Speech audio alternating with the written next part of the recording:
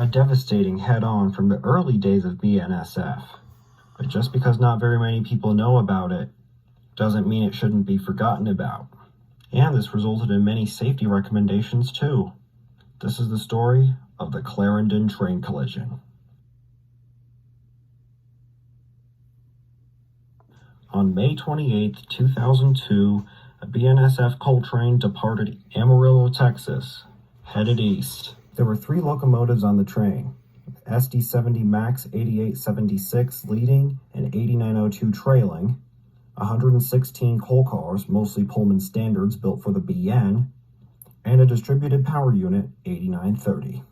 These units were all built in 1999, so they were fairly new, and they were painted in the new H2 scheme compared to hundreds of BNSF's inherited executive Max from the BN. In the opposite direction, traversing the same line, which was ex-Fort Worth and Denver, a westbound intermodal departed Childress, Texas. There were only 2 engines, both on the head end, and both Dash 9s, also built in the late 90s. 4385 in the lead, and 4566 behind it. The coal train had set out 1 defective car in Amarillo before departing. Very similar to the happenings of another BNSF collision 2 years after, both trains were operating in unsignaled territory and therefore relied on track warrant control to direct train traffic.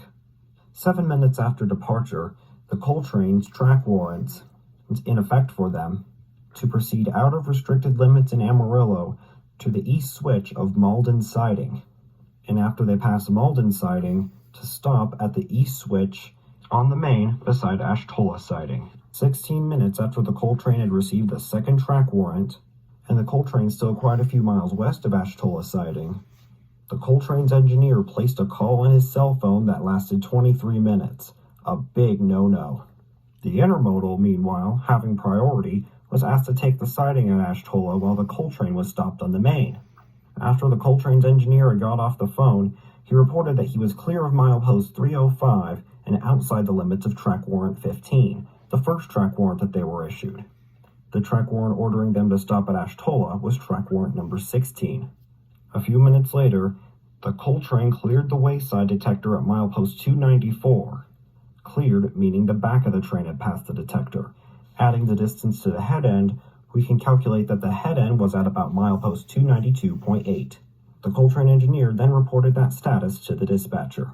Then the coal train received their last track warrant, and after arrival, to proceed from Ashtola to Headley sidings after the passage and clearance of the intermodal, 4385 west. Less than a minute after this transmission took place, the coal train engineer placed another cell phone call, this one lasting for 10 minutes.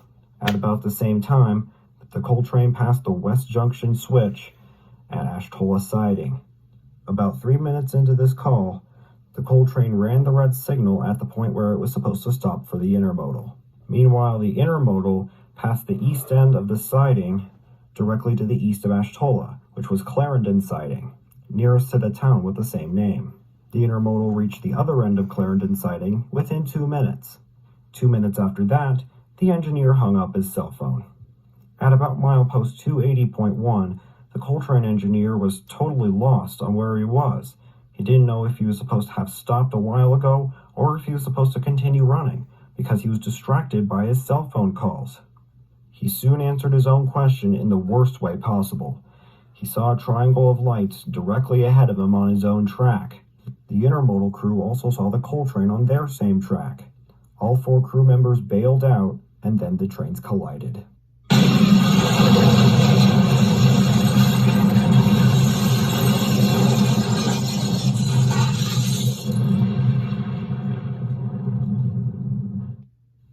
Witnesses and photographs alike describe the scene as total carnage.